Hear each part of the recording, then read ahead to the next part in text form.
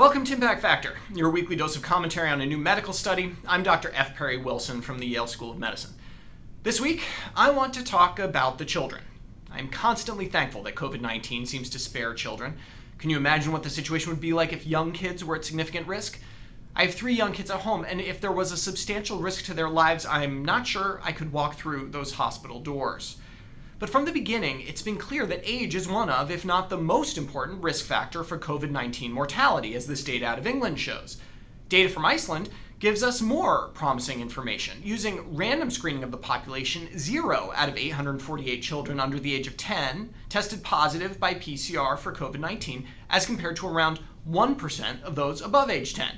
Putting this together, the early data seem to say that kids were less likely to get the coronavirus, and if they did, were less likely to die.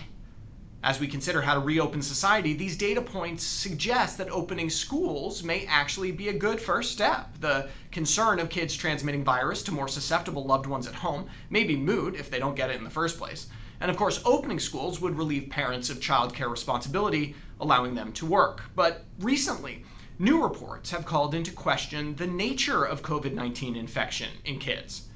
May 14th, the CDC issues a health advisory regarding multisystem inflammatory syndrome in children associated with COVID-19.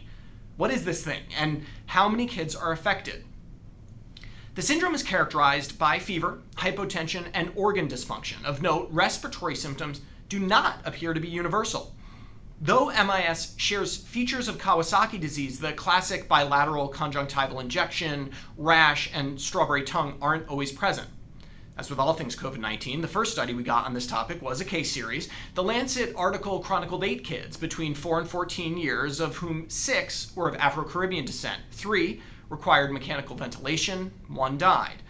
All were either PCR or antibody positive for SARS-CoV-2. That's important. It seems like this syndrome can occur in the convalescent phase of the illness. More data has come out of the New York Department of Health. As of May 13th, they are investigating 110 cases of MIS and 3 deaths. The age distribution suggests the highest risk is in the 5 to 14 year range, but be careful. This is very early data, and attribution bias may be at play here. Older kids with the syndrome may be diagnosed with simply COVID-19, which can lead to severe illness. If you don't think of MIS, you can't diagnose MIS. The racial breakdown in New York City seems to be consistent with population averages, though there's a bunch of missing data here. In New York, just 1% of those hospitalized are under the age of 20. That amounts to around 750 kids.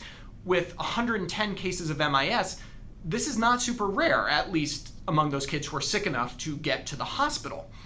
And that's the important take-home. The risk of this syndrome remains incredibly small. We need more data, but here's my back-of-the-envelope calculation. If you started with 100,000 kids infected with COVID-19, we'd expect 5,000 to be hospitalized. We'd expect 733 cases of MIS. Of those, we might see 20 deaths. That's 0.02%. That is not zero. That means we need to figure out how to treat this syndrome as fast as possible, but it's also not high enough to keep me from walking through those hospital doors. For Medscape, I'm Perry Wilson.